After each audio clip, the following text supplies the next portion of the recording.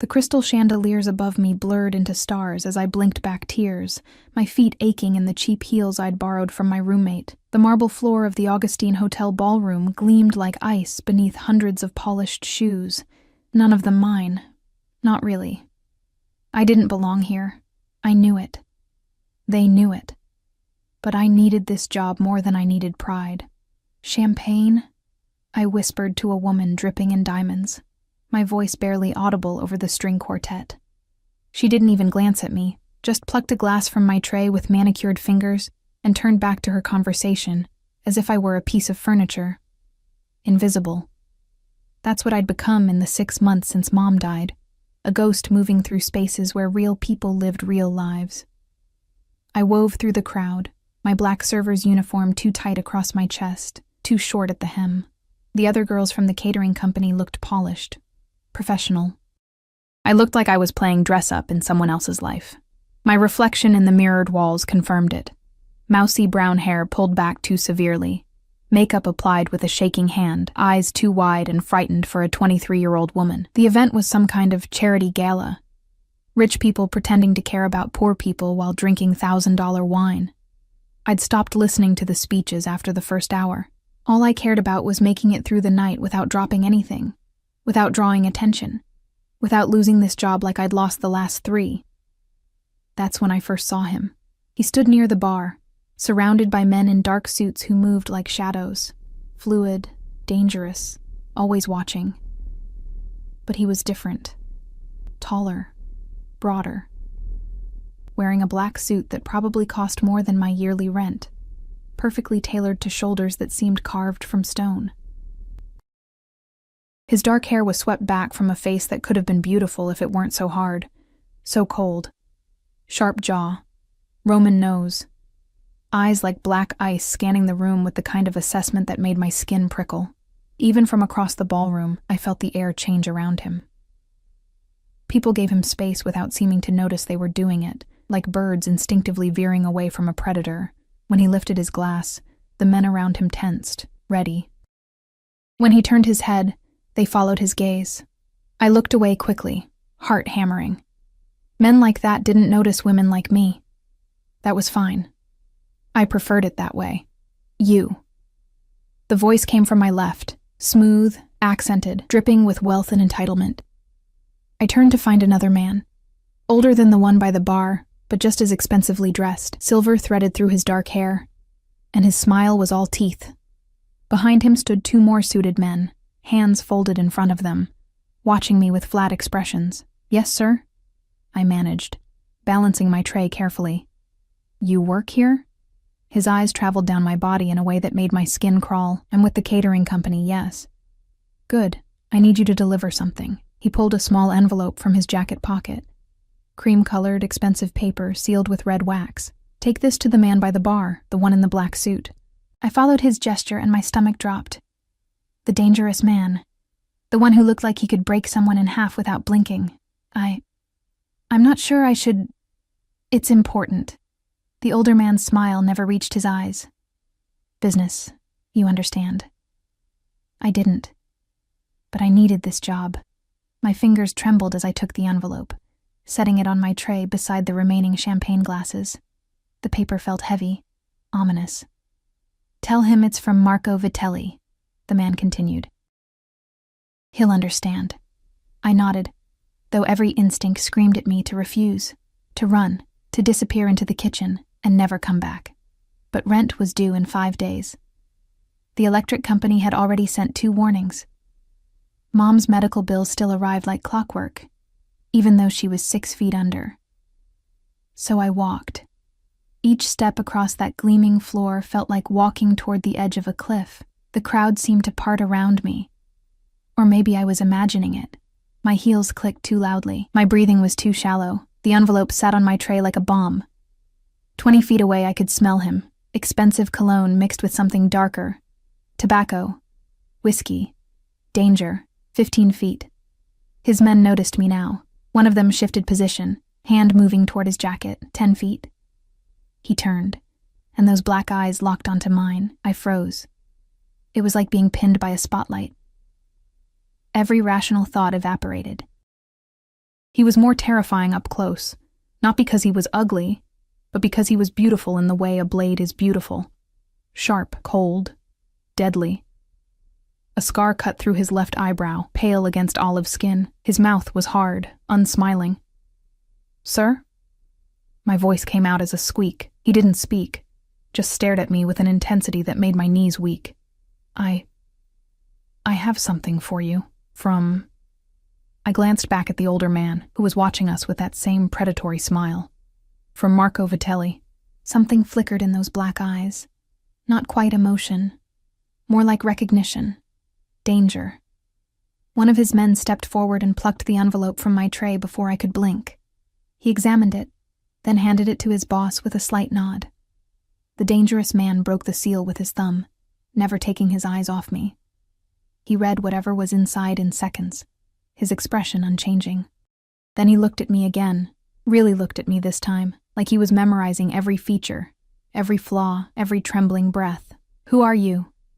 His voice was deep, rough, with an accent I couldn't place. Italian, maybe. Russian. Something that spoke of old countries and older violence. "Nobody," I whispered. I work for the catering company. Your name." It wasn't a question. It was a command. And I was too frightened, too exhausted, too broken to do anything but obey. "Emma Chase." "Emma." He studied me for another long moment, and I felt naked under that gaze, stripped of every pretense. He saw exactly what I was, a scared girl playing at being an adult, drowning in debt and grief, one missed payment away from disaster. Then he dismissed me with a slight turn of his head. I stumbled backward, nearly dropping my tray. One of his men caught my elbow, steadying me or warning me. I couldn't tell which. Then I was moving through the crowd again, my face burning, my hands shaking so badly the remaining glasses rattled. I made it to the kitchen before my knees gave out. Locked myself in the staff bathroom and pressed my forehead against the cool tile, trying to remember how to breathe. What had I just done? What was in that envelope?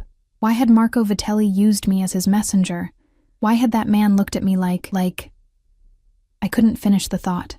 When I finally emerged, my supervisor was waiting with crossed arms and a disappointed expression I'd seen too many times before. "Emma, we need to talk." My heart sank. "You were specifically requested to serve the VIP section," she said, consulting her tablet. "But several guests complained you seemed distracted, nervous. One said you were shaking so badly you nearly spilled champagne on a $10,000 dress. I'm sorry, This is your third event with us." "You're just not working out," she sighed, already looking past me toward more competent employees. "Finish out the night, collect your pay, but don't come back for tomorrow's booking." Fired. Again. I swallowed the lump in my throat and nodded, because what else could I do? Beg, cry. Explain that I'd just been used as a pawn in something I didn't understand, that the weight of that black-eyed man's stare had rattled me to my core. The rest of the evening passed in a haze.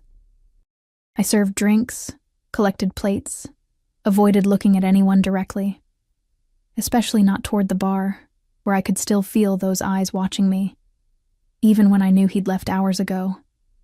It was past midnight when I finally escaped into the November cold, my thin jacket doing nothing against the wind that whipped off Lake Michigan. The catering company's van had already left, taking the other servers home. I'd missed it while collecting my final paycheck. $300 that would barely cover a quarter of what I owed. The bus stop was 2 blocks away. I started walking, heels clicking on concrete, breath fogging in the freezing air. Chicago at night was a different creature than Chicago by day, darker, sharper, full of sounds that made you walk faster. I was halfway down the second block when I heard the footsteps behind me. My pulse spiked. I walked faster, clutching my purse against my chest. The footsteps matched my pace. Not running, just following. "Emma Chase." I spun around, heart in my throat. Marco Vitelli stood under a streetlight, flanked by his 2 shadows. He looked different out here, away from the chandeliers and champagne. More predatory. His smile was gone, replaced by something colder. "That's quite a mess you've made, sweetheart." I don't understand.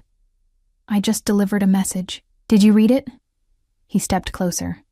No, I would never. Good. Another step. Because if you had, I'd have to kill you right now. The world tilted. This wasn't happening. This was Chicago, not some movie. People didn't say things like that on public streets. But the gun one of his men pulled from his jacket looked very real. You delivered a declaration of war to Dante Moretti, Marco continued conversationally, like we were discussing the weather. One of the most dangerous men in this city. Maybe the most dangerous. And now he's seen your face, knows your name. Dante Moretti. The name sent ice through my veins. I'd heard it before, whispered in the kinds of conversations people stopped when you walked by, connected to violence, to power, to things that happened in shadows. I didn't know, I breathed. Please, I was just doing my job. I didn't. Relax, sweetheart. Marco's smile returned, sharp as broken glass. I'm not going to kill you. You're much more useful alive. He gestured, and one of his men grabbed my arm in a grip that would leave bruises. What are you doing? Let me go. Can't do that. You see, Moretti doesn't accept challenges lightly. He'll come looking for answers, for leverage. And you. Marco tilted his head, studying me like a bug under glass. You're the perfect bait. I tried to scream, but a hand clamped over my mouth. They dragged me toward a black car idling at the curb, and I fought with everything I had, kicking, twisting, biting down on the fingers against my lips until I tasted blood. It wasn't enough. The car door opened like a mouth, and they shoved me inside. I landed hard on leather seats, my head cracking against the opposite door. Stars exploded across my vision. Nothing personal, Marco said, sliding in beside me. Just business. The door slammed shut. The locks engaged with a sound like a prison cell closing, and as the car pulled away from the curb, away from the streetlights, away from any chance of rescue, I realized that my invisible, insignificant life had just become very, very visible to exactly the wrong people. I woke up to the smell of cigarette smoke and expensive leather. My head throbbed where it had hit the car door. And for a disorienting moment, I thought I was back in Mom's hospital room, waiting for another round of bad news from doctors who'd stopped learning my name.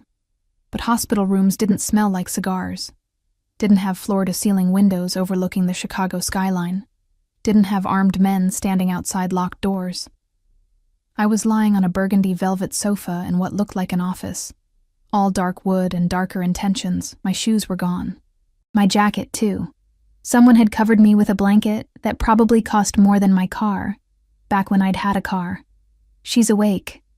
I jerked upright, immediately regretting it as pain lanced through my skull. One of Marco's men stood by the door, speaking into his phone with the kind of quiet authority that made my stomach clench. Where am I? My voice came out hoarse, frightened. What time is it? He ignored me, pocketing his phone and resuming his statue-like position. The message was clear. I wasn't worth acknowledging. I was cargo. Property. Bait. Bait for Dante Moretti. The memory crashed back. The envelope. Those black eyes. Marco's casual threat. You're the perfect bait. I pressed my palms against my eyes, trying to think through the panic. I needed to get out of here. Needed to run. Hide. Disappear into whatever cracks of the city would still have me. But the windows were too high. The door was guarded. And even if I could escape this room, I had no idea where I was, or how many more men waited outside. The door opened, and Marco Vitelli walked in like he owned the world. Maybe he did. He'd changed out of his tuxedo into casual slacks and a white shirt, sleeves rolled up to reveal forearms corded with muscle and marked with scars. He looked younger somehow, more dangerous without the formal veneer. Good morning, sweetheart. He settled into the chair across from me, crossing one ankle over his knee. Sleep well? Let me go. I hated how my voice shook. Please. I won't tell anyone.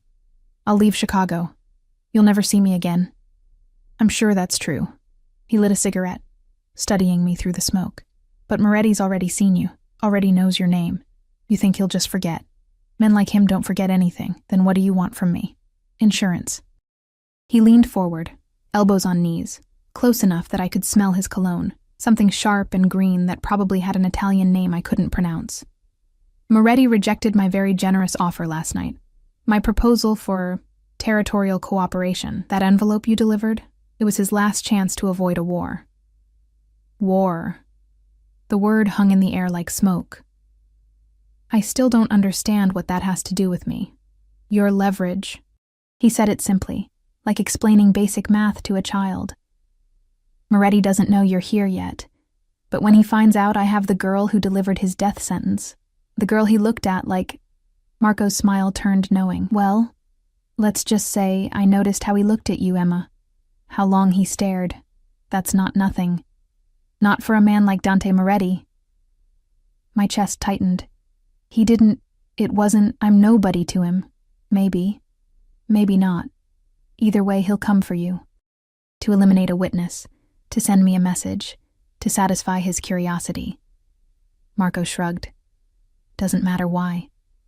What matters is that when he does, I'll be ready. He stood, grinding his cigarette into a crystal ashtray. You'll stay here, comfortable, safe, as long as you cooperate. And if I don't? His smile vanished. Then you stop being useful, and I don't keep useless things. The door closed behind him with a soft click that sounded like a coffin lid. 3 days passed like a prison sentence. They kept me in that office-turned-bedroom, bringing meals I couldn't eat and magazines I couldn't focus on. The windows didn't open. The door stayed locked. The guards rotated shifts with military precision, never speaking to me, never meeting my eyes. I was invisible again. But this time, the invisibility felt more like erasure. Like I was slowly disappearing into the expensive furniture and imported carpets, becoming just another possession in Marco Vitelli's collection. On the 4th day, everything changed. I was staring out the window, watching the city wake up in shades of gold and pink, wondering if anyone had noticed I was missing, when the shouting started. Distant at first, then closer. Gunshots cracked like thunder, and I threw myself behind the sofa, heart hammering against my ribs. More shots, breaking glass.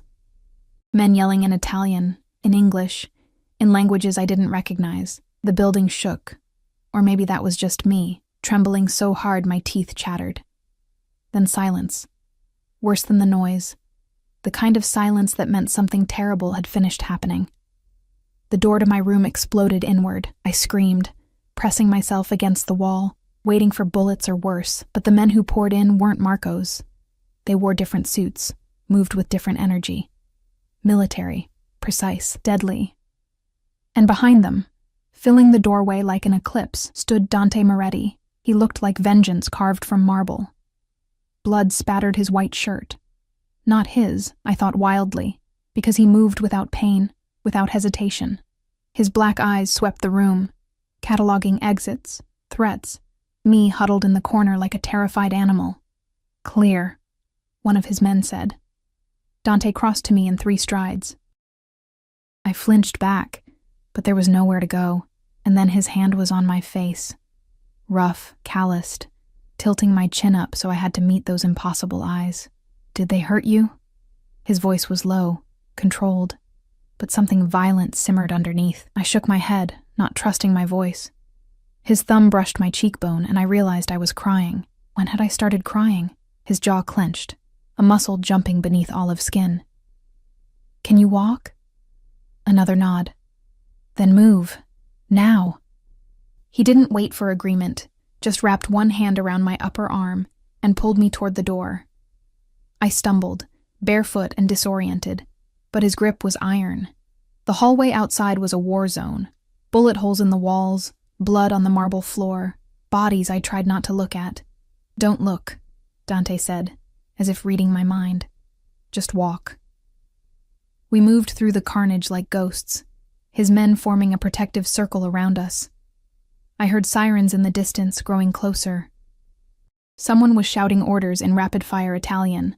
The air smelled like gunpowder and copper. Outside, 3 black SUVs idled at the curb, engines running. Dante shoved me into the back of the middle vehicle, climbing in beside me.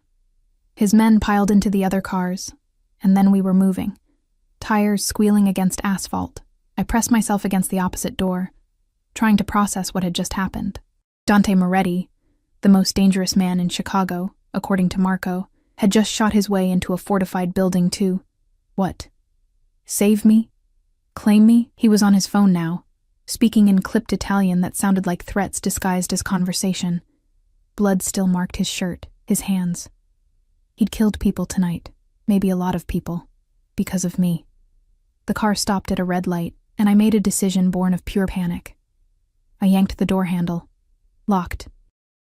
Dante's hand clamped down on my wrist before I could try the window. Don't. Let me out. I pulled against his grip, desperate. I want to go home. I want... There is no home. He said it flat, factual, like announcing the weather. Marco knows where you live, your address, your work history, your mother's grave. Everything. His fingers tightened, not painful, but inescapable. You go home. You're dead within an hour. Then take me to the police. The police? He almost smiled. Sweetheart, almost. Half the CPD is on someone's payroll. You really think they'll protect you from Marco Vitelli? For me, the light changed. We started moving again. I stopped fighting. Because what was the point? I was out of moves, out of options, out of the fragile illusion that I controlled anything about my life. Where are you taking me? Somewhere safe. Why?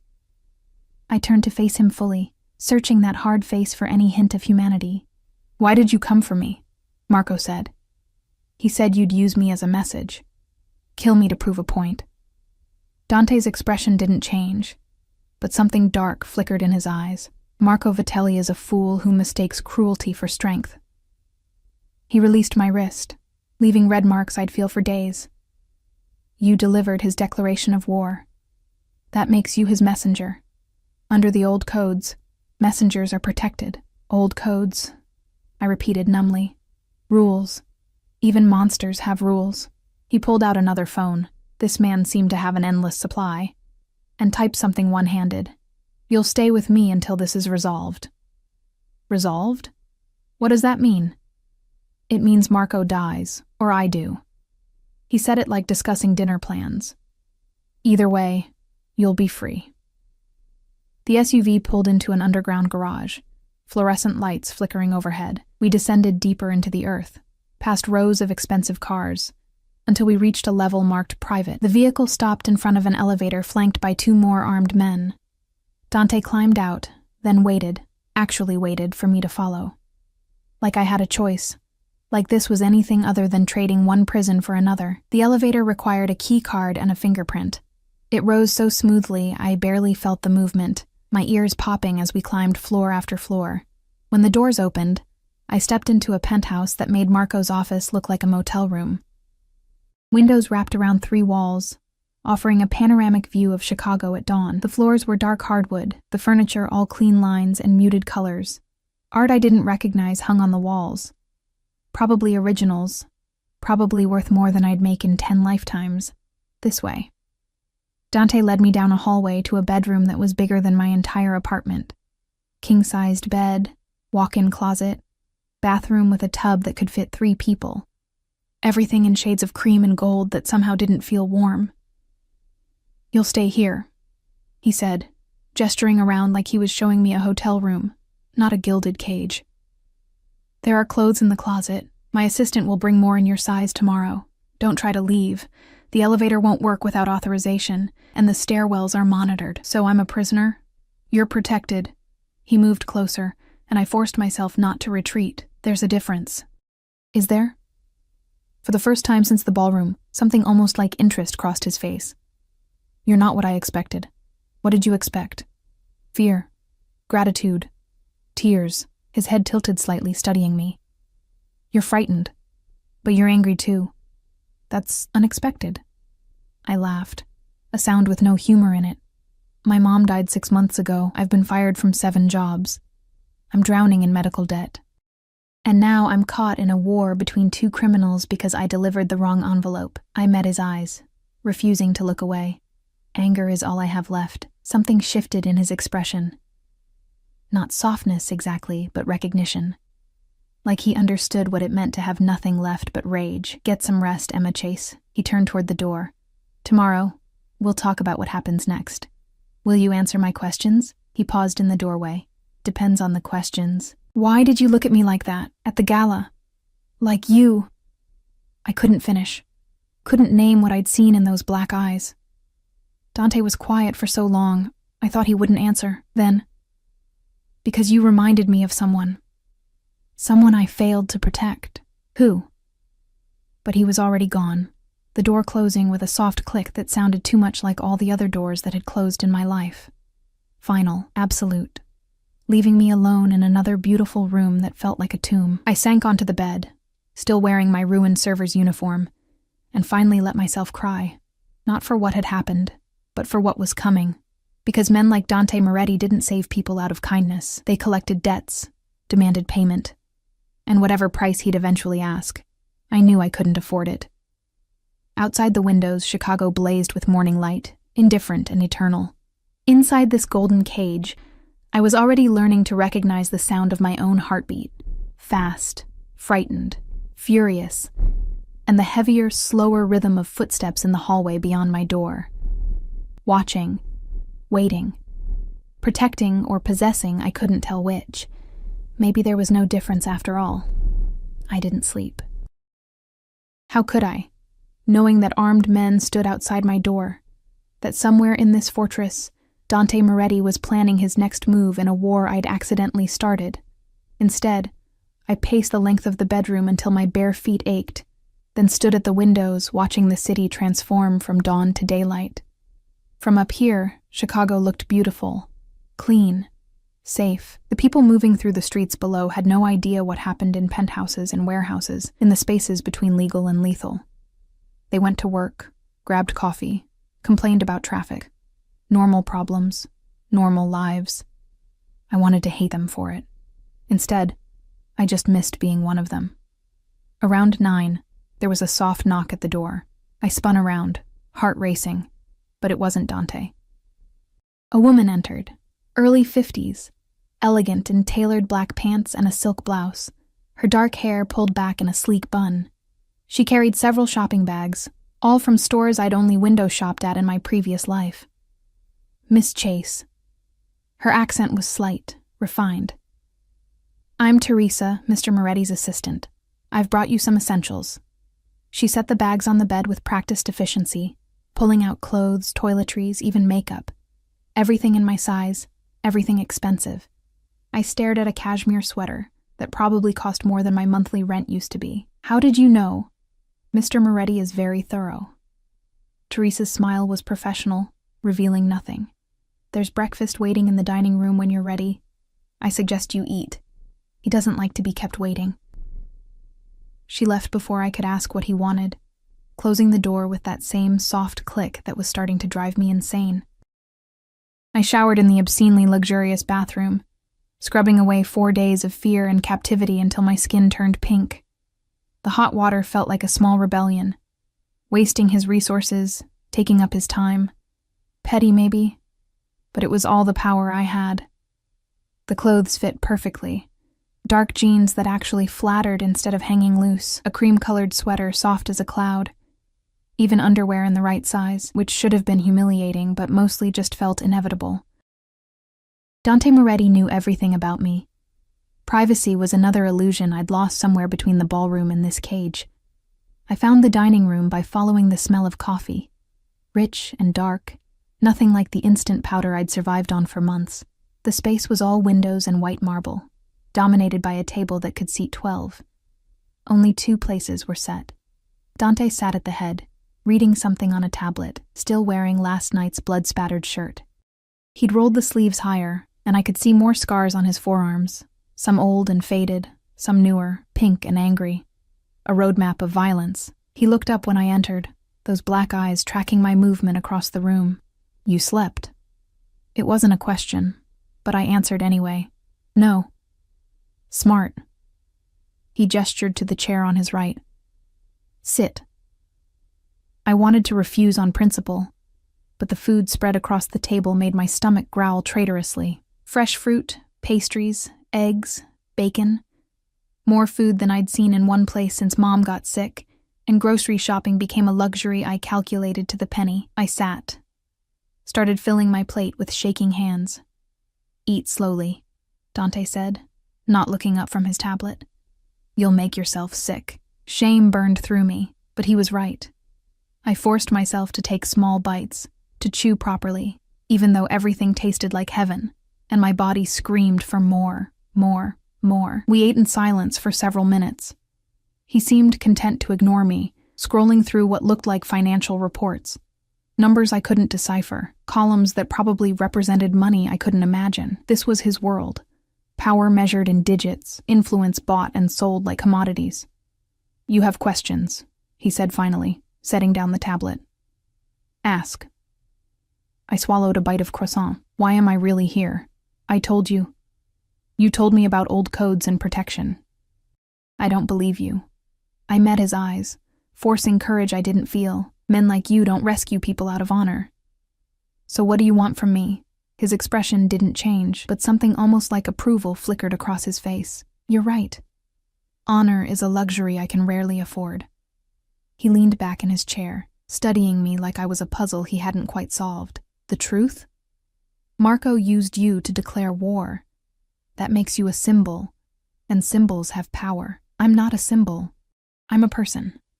In my world, there's no difference." He poured more coffee, the gesture oddly domestic. "Marco thinks he can use you to bait me, to distract me while he consolidates his territory. He's wrong, but as long as he believes it, you're valuable." "Valuable how?" "Alive. You're leverage I hold instead of him. Dead, you're a message that I don't tolerate threats against what's mine."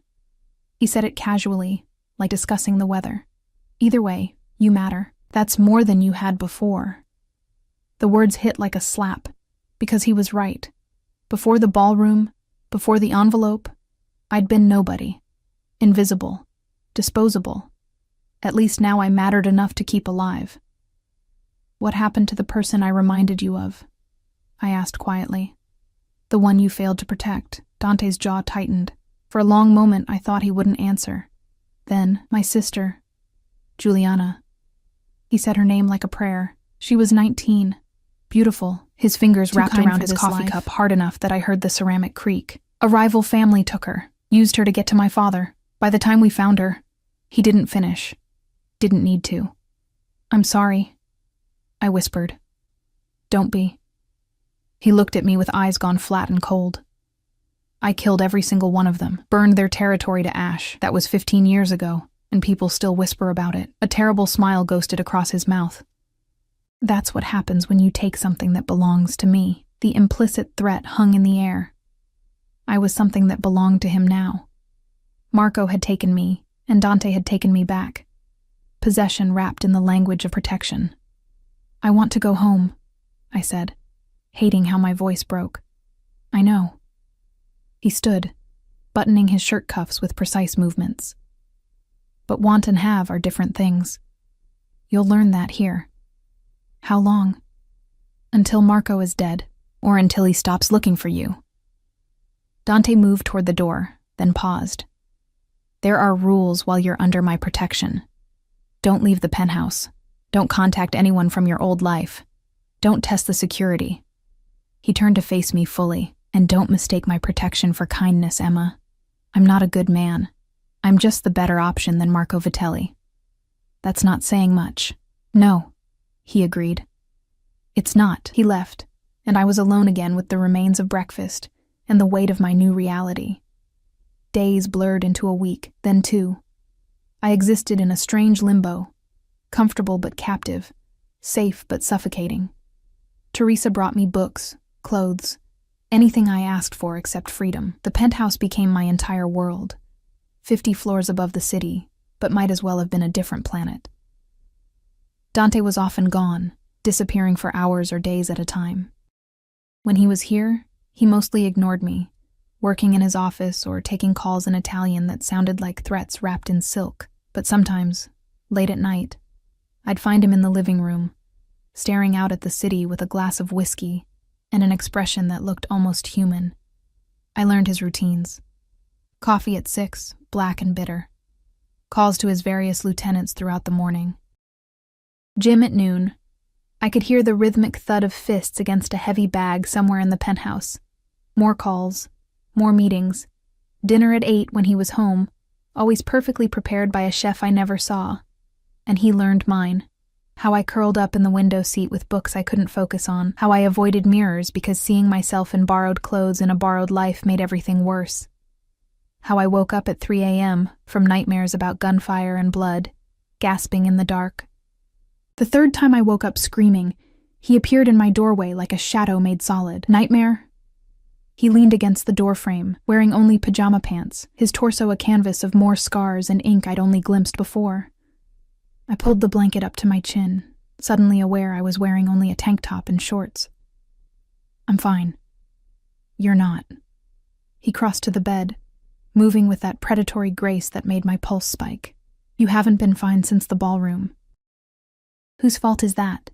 Mine, Marco's, your own, for being in the wrong place. He sat on the edge of the mattress, close enough that I could smell his cologne, the same scent from that first night, now familiar in a way that felt dangerous.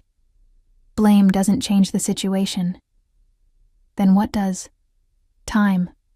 Adaptation. His eyes found mine in the darkness. Acceptance. You want me to accept this? Accept being your prisoner? I want you to stop fighting what you can't change. His hand reached out, and I flinched, but he just tucked a strand of hair behind my ear, the gesture almost gentle. You're exhausting yourself. And for what? Tears burned behind my eyes. I had a life. It wasn't much, but it was mine. That life is gone, Emma. Mourn it if you need to, then move forward. Forward to what? I demanded. What happens when Marco's dead? Do you just let me go? Put me back in my shitty apartment with my shitty jobs and pretend none of this happened? Dante's expression shifted into something I couldn't read. Is that what you want? I want to not be a pawn in your war. I want to matter because I'm a person, not because I'm useful. The words came out harsh, raw. I want someone to see me as more than leverage, or a symbol, or a fucking mistake. I see you. The words hung between us, weighted with meaning I didn't dare examine. His hand was still in my hair, thumb brushing my temple in a rhythm that matched my racing heartbeat. You see a problem to solve, I whispered. Maybe at first. His voice dropped lower, rougher. Not anymore. I should have pulled away, should have reminded myself, that this was Stockholm Syndrome. That captivity bred false intimacy, that he was a monster who'd killed for less than looking at him wrong, but I didn't move. Couldn't move. Because for the first time in 6 months, someone was really looking at me, not through me, not past me, at me. This is a mistake, I breathed. Yes. He leaned closer, and I could feel the heat of him, the danger. But I've made worse. His phone buzzed, then again. Then started ringing with an urgency that shattered the moment like glass.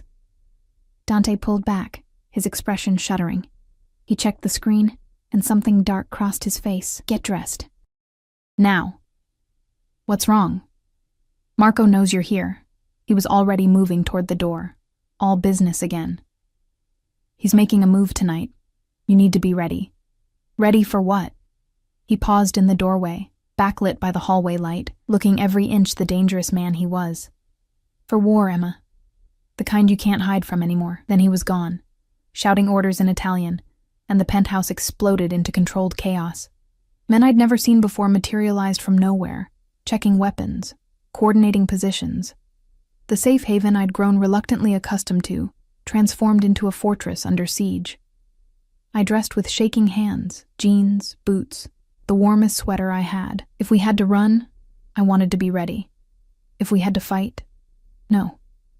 I couldn't think about that. Teresa appeared, pressing something cold and heavy into my hands. A phone. What? Memorize this number. She pointed to a contact labeled simply D. If you get separated from Mr. Moretti, you call this, only this. Understand? I nodded, pocketing the phone. Good girl. She squeezed my shoulder once, the first real warmth anyone had shown me in this place. Stay close to him. He'll keep you safe. How do you know? Her smile was sad, knowing. Because I've worked for Dante Moretti for 20 years, and I've never seen him look at anyone the way he looks at you. Before I could process that, before I could ask what she meant, an explosion shook the building. The windows rattled, alarms screamed, and somewhere in the chaos Dante was shouting my name. The explosion came from below, a deep, rumbling boom that felt like the building's bones were breaking. I stumbled, catching myself against the doorframe as Teresa pushed me forward. "Move!" she shouted over the alarms. The hallway was chaos, men running with weapons drawn, barking orders in Italian and English.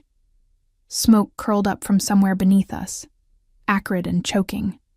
My eyes watered, my lungs burned, but Teresa's hand on my back kept me moving forward. Dante appeared through the smoke like an avenging angel, or a demon, depending on your perspective. He'd changed into all black, a gun holstered at his hip, another in his hand. Blood streaked his cheek from a cut I hadn't seen him get. "Emma." His voice cut through the noise. "Come here now." I didn't hesitate. Whatever else he was, right now he was safety. I ran to him, and his arm locked around my waist, pulling me against his side. "Basement's compromised," one of his men reported. "They came through the parking garage, at least 20 hostiles. Marco?" Dante's voice was ice. "Not confirmed yet, sir." "Then confirm it." He turned to another man. "Get the cars ready. North exit." Then to Teresa. "Take her to the safe room." "No." The word left my mouth before I could stop it. Dante's eyes snapped to mine. "This isn't a discussion. You said not to get separated." I gripped his jacket, my fear transforming into something sharper. "Teresa said to stay close to you, so that's what I'm doing." Something fierce flashed across his face, approval mixed with frustration. "Stubborn. You would be too." He almost smiled. Almost. Then another explosion rocked the building, closer this time, and the decision was made for us. "She comes with me," Dante ordered. "Enzo, Marco, flank us. Teresa, coordinate evacuation of the other residents. Make it look like a gas leak." We moved as a unit toward the private elevator, but halfway there, the lights cut out. Emergency lighting kicked in, bathing everything in red that made the smoke look like blood. "Stairs," Dante decided, changing direction. The stairwell was narrow, concrete, nothing like the luxury of the penthouse. Our footsteps echoed as we descended. Dante in front, his men behind, me sandwiched in the middle where I couldn't run even if I wanted to. We made it down 3 floors before we heard them coming up. Dante raised his fist, and everyone froze. Voices drifted up from below. English with thick Chicago accents, Marco's men. They were sweeping the building floor by floor, looking for us. "Back up," Dante whispered. Quietly. We reversed direction, moving as silently as possible, but concrete stairs aren't kind to stealth. A scuff of shoe against stone. A slight rattle of a gun against a belt. "Did you hear that?" They'd heard us. "Go," Dante hissed. And we were running, up instead of down, away from the exit, back toward the penthouse we'd just fled. Behind us, shouts erupted. Footsteps thundered. A gunshot cracked, and concrete exploded inches from my head. I screamed, ducking instinctively. Dante grabbed my hand and yanked me forward with brutal efficiency. We burst back into the penthouse hallway, just as more of Marco's men appeared from the elevator. They'd overridden the system somehow. We were trapped. Dante shoved me behind him, raising his gun. His men formed a protective semicircle, weapons trained on both directions. The smoke was thicker up here now, and through the haze, I counted at least a dozen hostile figures closing in. "Moretti!" A familiar voice cut through the tension. Marco Vitelli stepped out of the smoke like he owned it, flanked by twice as many men as Dante had. He'd ditched the expensive suits for tactical gear, a gun in each hand, his smile sharp as broken glass, nowhere left to run. "I don't run." Dante's voice was pure menace. "You should have remembered that before you came to my home." "Your home?" Marco laughed. "This is Chicago, not Sicily. You don't get to claim territory like some feudal lord." His eyes found me behind Dante's shoulder.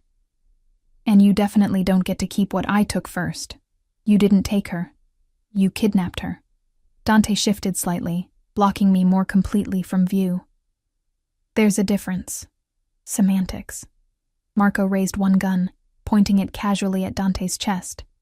Either way, she's coming with me, along with your head, which I'm going to mount on my fucking wall. The air crystallized with violence about to break. I could feel it, the tension before the storm, the breath before the scream. Dante's men tightened their grips on their weapons. Marco's men did the same. Someone was going to die.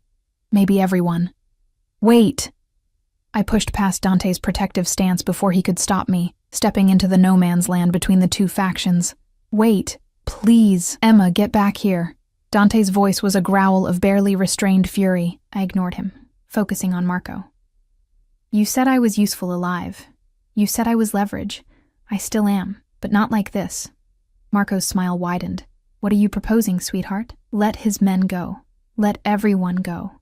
My voice shook, but I forced the words out. I'll come with you willingly. No fight. No bloodshed. Just let them live. No. Dante grabbed my arm, spinning me around. His eyes blazed with something beyond anger, something that looked almost like fear. You're not sacrificing yourself for me.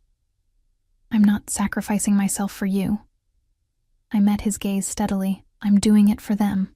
I gestured to his men, these strangers who'd protected me simply because he'd ordered it, and for Teresa. And for everyone else in this building who's going to die if this turns into a war zone. Noble, Marco observed. Stupid, but noble. Unfortunately, I don't make deals with livestock. He pulled the trigger. Everything slowed. I saw the muzzle flash, saw Dante's eyes go wide, saw him move. Not away from the bullet, but toward me, his body becoming a shield. The impact drove us both to the ground. I landed hard, Dante's weight crushing the air from my lungs. Hot liquid spattered across my face, my neck, blood. His blood. No, no, no. I tried to push him off, to see where he was hit, but he was already moving, rolling us behind a marble pillar as more gunshots erupted. The penthouse became a battlefield, the carefully cultivated elegance shattered under bullets and blood. Glass exploded, walls splintered, men screamed and fell and died, and Dante kept himself between me and every bullet, his breathing harsh in my ear, his hand pressed against my head to keep me down. You stupid bastard, I sobbed. You're bleeding. Shoulder. I'm fine. He wasn't fine. I could feel the blood soaking through his shirt, hot and sticky. Stay down. You're going to die protecting me. Better me than you. He said it simply, like it was obvious. Like his life meant less than mine when we both knew that was insane. The firefight lasted maybe 3 minutes.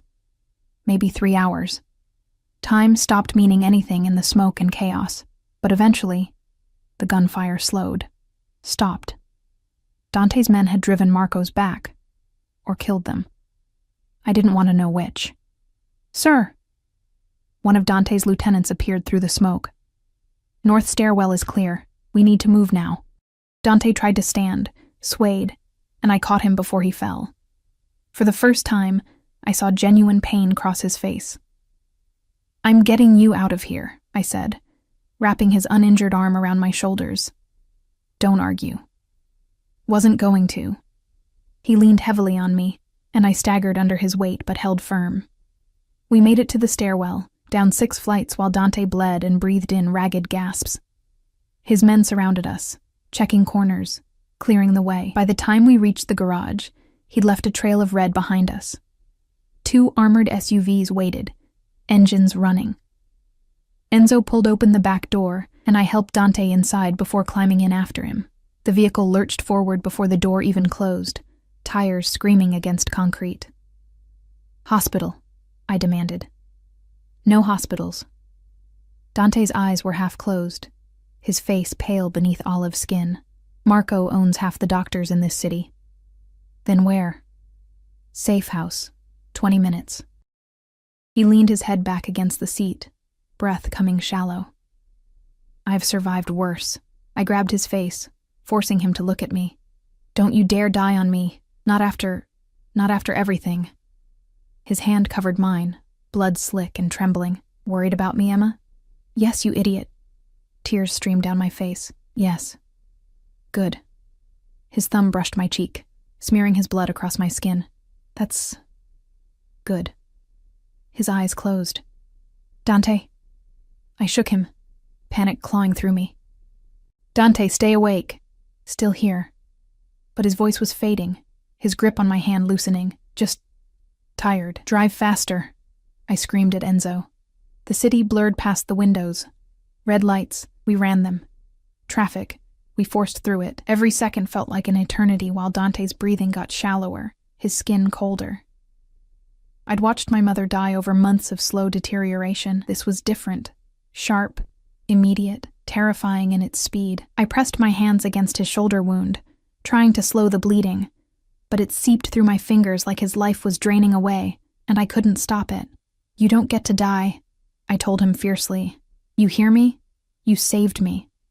Multiple times. You protected me when you didn't have to. You looked at me like I was real, like I mattered. You don't get to do all that and then just die. His eyes cracked open, focusing on me with effort. Emma, save your strength. No, listen. He coughed, and blood flecked his lips. If I don't make it, you're making it. Teresa has instructions, money, new identity. You disappear somewhere Marco will never find you. I don't want your money. I want you to shut up and breathe. He almost smiled. Bossy. You made me that way. The SUV screeched to a stop in front of a nondescript building in a neighborhood I didn't recognize. Men poured out.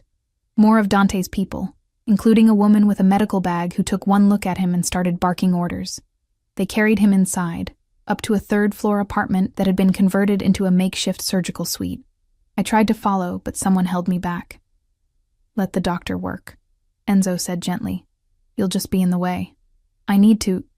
You need to clean up and let her save his life. He guided me to a bathroom, pressed a towel into my shaking hands. He'll be okay. The boss is too stubborn to die. I stared at my reflection in the mirror. Blood everywhere, in my hair, on my face, soaking my sweater. Dante's blood. The man who'd kidnapped me, imprisoned me, and then thrown himself in front of a bullet meant for me. The man who'd looked at me like I was more than invisible. More than a problem.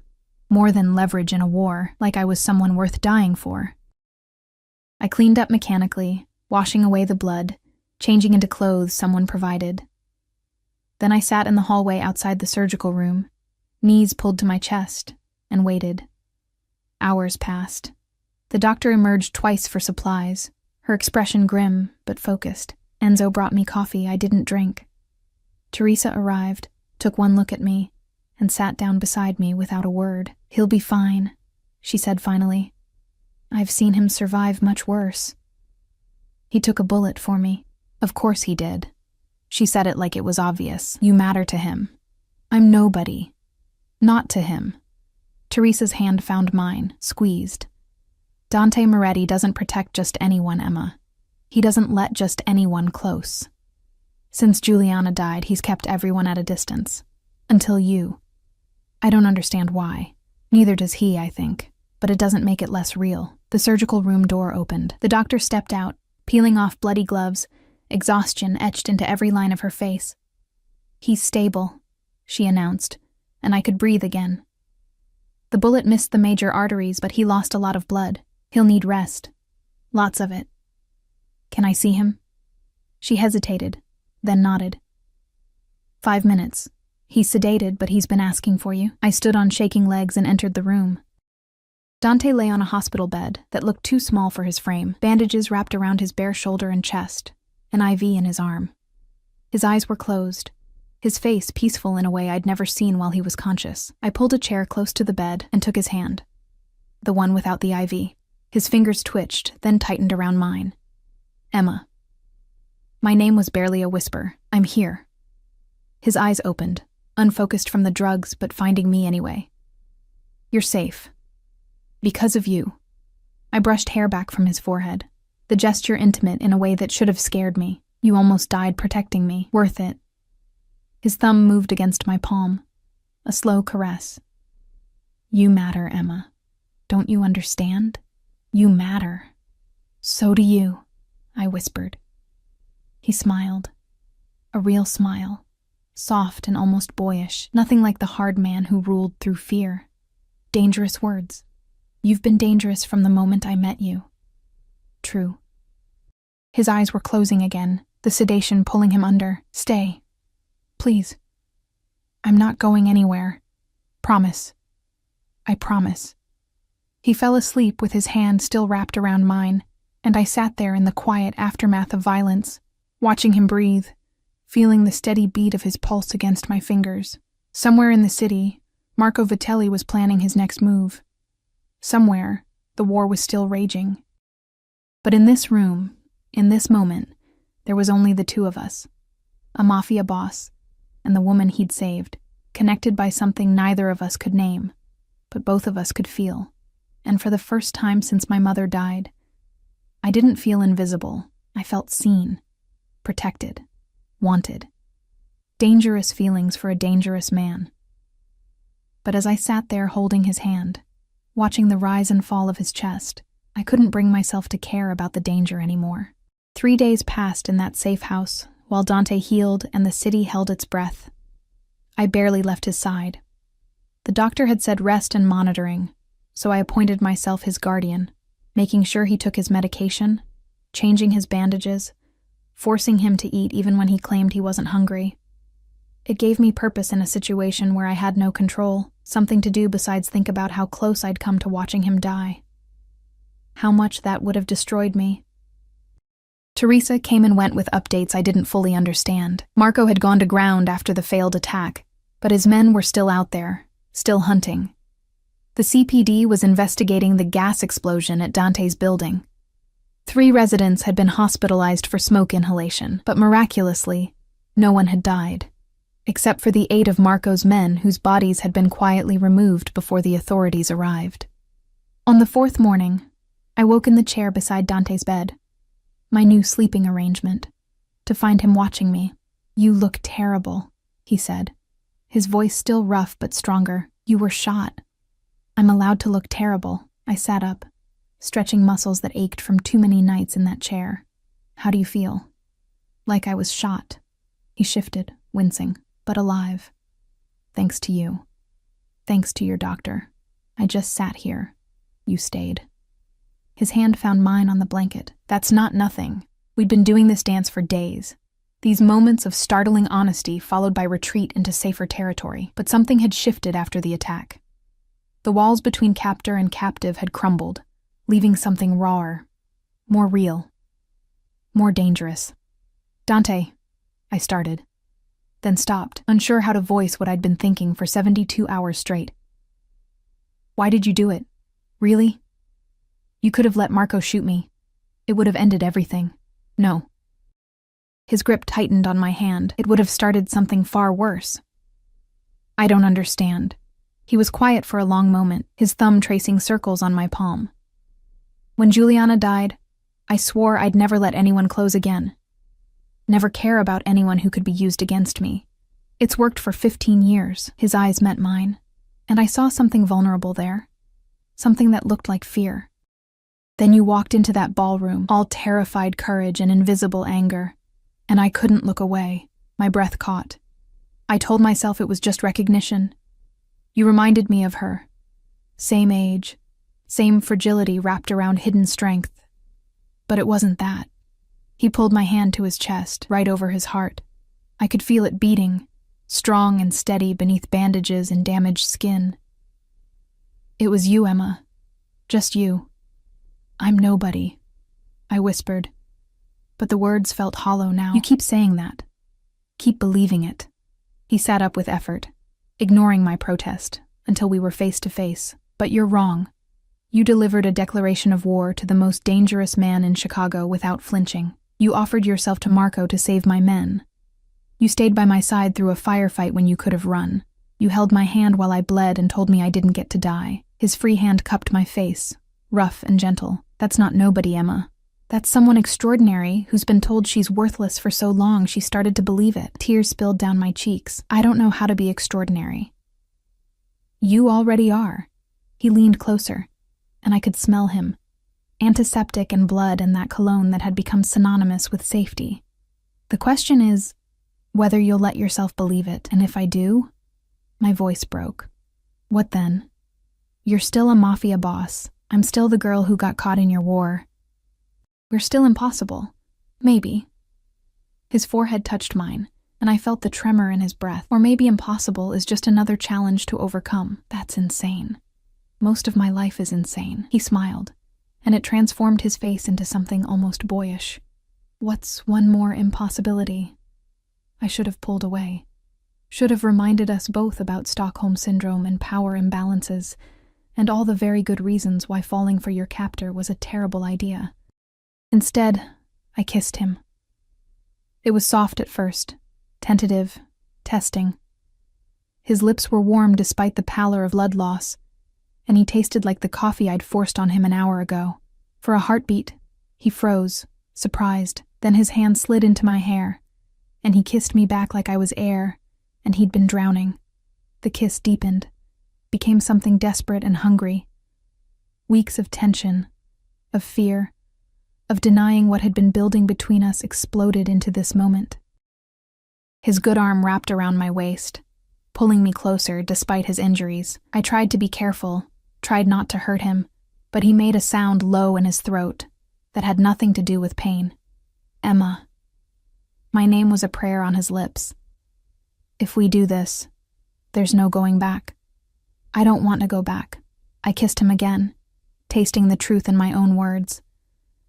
I don't want to be invisible anymore. I don't want to be afraid. I just want... What? His hand cradled my face like I was something precious. What do you want? You. The admission felt like jumping off a cliff. I want you. Even though it's crazy, even though you're dangerous and impossible and I should run as far and fast as I can, I want you. His smile was pure male satisfaction. Then you have me. A knock on the door shattered the moment. We pulled apart as Enzo entered, his expression grim. Boss, we have a problem. Dante's demeanor shifted instantly, from tender to terrifying in a heartbeat. What kind of problem? Marco. He's requested a sit-down. Neutral territory. Says he wants to negotiate terms. It's a trap. I said it before thinking, but Dante nodded. Of course it's a trap. The question is what kind. He turned to Enzo. When and where? Tonight. Millennium Park. Says to bring the girl or there's no deal. My stomach dropped. He wants to trade me. He wants to kill me and take you. Dante's voice was ice. Standard play. We meet, he ambushes us, eliminates the competition, so we don't go. I gripped his hand. We stay here. We wait him out, and he burns down half the city looking for us. Dante shook his head. No. This ends tonight, one way or another. You're not well enough. I'm well enough to end this. He stood, swaying only slightly, and started pulling on clothes with grim determination. Enzo. Gather everyone. Full tactical. I want snipers on every rooftop within 500 yards. Marco wants war. I'll give him one he can't survive. Dante, please. I caught his arm, desperation making me bold. Don't do this. Not for me. He turned, cupping my face in both hands. Especially for you. Marco took you once, terrorized you, nearly killed you in my own home. That debt gets paid, Emma, in blood. And if you die paying it, then you disappear. New name, new life, far from Chicago. Teresa has everything arranged. He kissed my forehead, gentle despite the violence in his eyes. But I'm not planning to die. I'm planning to win. Millennium Park at night was beautiful and eerie. The bean sculpture reflecting distorted lights, empty pavilions echoing with the sound of our footsteps. The city sparkled around us, oblivious to the showdown about to happen in its heart. Dante had insisted I wear a bulletproof vest under my coat. I'd insisted on coming at all, despite his protests. We'd compromised by surrounding me with 6 of his most trusted men, each armed and ready for Marco's inevitable betrayal. We met at Cloudgate, the Bean, where the metal surface reflected an army of Dante's men positioned throughout the park. I counted at least 20, probably more I couldn't see, snipers on rooftops, just like he'd promised. This wasn't a negotiation, it was a declaration. Marco arrived 15 minutes late. A power play. He had fewer men visible, but I didn't trust that. He was too confident, too relaxed for someone walking into enemy territory. Moretti? Marco's smile was all teeth. You look like shit. Bullet wound treating you well? Better than you'll be treating your funeral. Dante stood straight despite the pain I knew he was in. You wanted to talk. Talk. Simple terms. Marco's eyes slid to me, and I felt Dante tense beside me. You give me the girl. I give you your life. You leave Chicago. I take your territory. Clean. Easy. Counter-proposal. Dante's voice was dead calm. You leave Chicago in the next 6 hours or I kill you and everyone you've ever loved. Clean. Easy. Marco laughed. You don't have the numbers for that anymore. I've been recruiting while you've been playing nurse to your little pet. Numbers don't mean much when you have the right leverage. Dante pulled out his phone, tapped something, and turned the screen to face Marco. The color drained from Marco's face. I couldn't see what was on the screen, but Marco's reaction told me everything. You're bluffing. Am I? Dante pocketed the phone. Your daughter. Maria, isn't it? 17. Safe at that private school in Connecticut, except she's not there anymore, is she? My men picked her up 3 hours ago. She's comfortable, unharmed, watching movies in a secure location. His smile was a blade, exactly like you did with Emma. Except Emma was innocent. Your daughter? She's leverage. Just like you taught me. You son of a bitch. Marco's hand moved toward his gun. 20 red dots appeared on his chest, laser sights from snipers I couldn't see. I wouldn't. Dante's voice dropped to a lethal purr. I've got 50 men in this park, Marco, all of them ready to end you. The only reason you're still breathing is because I'm giving you a choice. What choice? Leave, tonight. Take your men, leave Chicago, and never come back. Do that, and your daughter goes home safe tomorrow morning. Dante stepped closer, and I saw Marco actually flinch. Or stay, and find out what happens when you take something that belongs to me. The air crystallized with tension. Marco's men shifted nervously. Dante's remained perfectly still, waiting for the order. You've gone soft, Marco spat. Over some worthless girl. Your father would be ashamed. My father is dead. I killed him myself for less than what you've done. Dante's hand found the small of my back. Possessive, protective. And Emma isn't worthless. She's mine. That makes her the most valuable thing in this city. Something in Marco's expression crumbled. He'd lost, and he knew it. The bluff, the bravado, the attempted power play, all of it meaningless against Dante's absolute certainty. 6 hours, Marco said finally, defeated. 4. I'm feeling generous. Dante's smile was cold. And Marco? If I ever see you again, if I ever hear you're within 100 miles of Chicago, your daughter dies slow. Understood? Marco nodded once, sharp and bitter, then turned and walked away. His men followed, their guns lowering, their shoulders slumped. We'd won. I waited until they were out of sight before I let myself breathe. Did you really kidnap his daughter? Of course not. Dante guided me toward the waiting SUVs. Maria's at school, safe and clueless. But Marco doesn't know that, won't risk calling the bluff when his own tactics are used against him. You lied. I protected what's mine. He stopped, turning to face me fully. I would do far worse to keep you safe, Emma. Lie, cheat, kill. Whatever it takes. That should terrify me, does it? I thought about it. Really thought about the man standing before me. Dante Moretti, Mafia Boss, killer, criminal. The man who'd taken a bullet for me, who'd declared war to protect me, who looked at me like I was the answer to a question he'd been asking his whole life. No, I said finally. It doesn't. Maybe it should. But it doesn't. His expression softened into something I'd only glimpsed in private moments. Then come home with me. Not as a captive. Not as leverage. As mine. You're what? Whatever you want to be. My woman. My partner. My reason for being less of a monster. He pulled me close, careful of his injuries, his forehead resting against mine. I'm not good, Emma. I'll never be good. But I can be better. For you. I kissed him there in the shadow of the bean, in the heart of the city that had tried to break us both, and I felt something click into place. This was insane. Impossible. a fairy tale written in blood and bullets. But it was mine. "Take me home," I whispered against his lips. "Which one?" His smile was soft, genuine. "I have several. Whichever one has you in it." 6 months later, I stood in the window of Dante's rebuilt penthouse, our penthouse now, watching the city wake up in shades of gold and pink, the same view I'd stared at as a captive. But everything was different now. I was different. The medical bills were gone, paid off within a week of Marco's exile. My mother's grave had a proper headstone now, white marble with fresh flowers delivered weekly. I'd gone back to school, business management, because Dante's empire needed someone who understood numbers, and I'd discovered I was good at it. I wasn't invisible anymore, wasn't nobody. I was Emma Moretti. The name change had happened 3 months ago in a private ceremony with just Teresa and Dante's inner circle. Not a traditional wedding, but then nothing about us was traditional. Arms wrapped around my waist from behind, and I leaned back into Dante's warmth.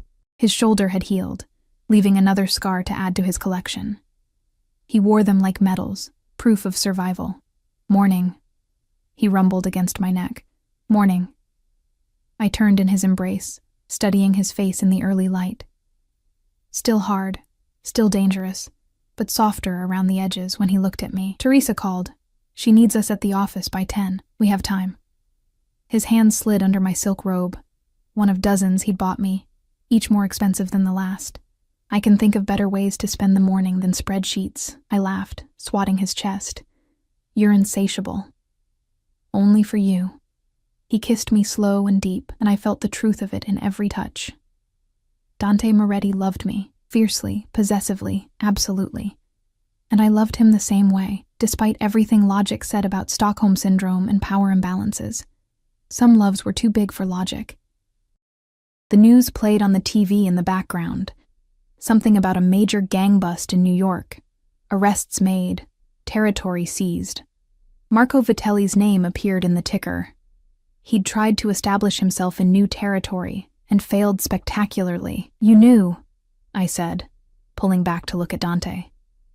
"You knew he'd fail in New York. I may have made some calls, informed some people about his presence, suggested he might be vulnerable." Dante's smile was sharp. "I said I'd kill him if he came back to Chicago. Didn't say anything about making his life hell everywhere else. That's terrible. That's justice." He kissed my forehead. "He terrorized you, nearly killed us both. He doesn't get to be comfortable anywhere." I should have argued, should have said something about mercy, about moving on, but the truth was, I'd become someone who understood that some debts could only be paid in suffering. The world Dante lived in, the world I lived in now, didn't allow for half measures. "Come on." I pulled him toward the bedroom. "If we're going to be late anyway, might as well make it worth it." His laugh was low and wicked. "I've created a monster." "You created your equal." I kissed him, fierce and claiming. "That's different." Later, as we lay tangled in silk sheets, Dante's fingers traced patterns on my bare shoulder. "Do you regret it? Any of it? Being kidnapped, being used as bait, nearly dying multiple times?" I pretended to consider. "Those parts weren't great, Emma." I looked up at him, at this impossible man who'd stolen me from one life and given me another. "No, I don't regret it. How can I regret what led me to you?" "That's insane. Most of my life is insane now." I echoed his words from months ago, watching his smile grow. "What's one more impossibility?" He kissed me then. Soft, sweet, nothing like the violent man the world saw. This was the Dante only I knew. The one who brought me coffee exactly how I liked it, who read to me in Italian when I couldn't sleep, who held me through nightmares and promised safety he'd kill to maintain. The monster who'd become my salvation. We eventually made it to the office, where Teresa waited with contracts and coffee and a knowing smile. She'd been right, all those months ago. Dante had looked at me differently from the start, had protected me, claimed me, changed his entire world to keep me in it. And I'd changed too. From invisible to essential, from nobody to someone, from captive to queen of an empire built on blood and ambition. That night, standing on the balcony of our penthouse with Dante's arms around me, and the city sprawling beneath us like a kingdom, I thought about the girl I'd been, the one serving champagne at the Augustine Hotel. Desperate and drowning and invisible. She wouldn't recognize the woman I'd become. But she would understand the choice I'd made. Because sometimes salvation comes from the darkest places. Sometimes the monster is the hero. And sometimes love blooms in the space between danger and desire, impossible and inevitable all at once. "What are you thinking?" Dante asked, his chin resting on my shoulder. "That I'm happy." The truth of it surprised me. After everything, Mom dying, losing jobs, being kidnapped, shot at, nearly killed, I'm actually happy. Good. His arms tightened. "Because you're stuck with me now. No escape, no freedom, just this." "Just this," I agreed, turning to kiss him as the city lights blazed around us. And in the distance, sirens wailed. The soundtrack of Chicago, of danger, of the life I'd chosen. But up here, in Dante's arms, in our fortress above the city, I was safe. I was seen. I was loved. The Mafia Boss had rejected me once, in that moment when he could have claimed me at the ballroom. Had let Marco take me first, but he'd come for me anyway, saved me, changed me, made me his in every way that mattered, and I'd claimed him right back, the monster, the protector, the impossible man who'd taught me that being nobody was a choice, not a destiny. I chose to be somebody. I chose him. I chose this life.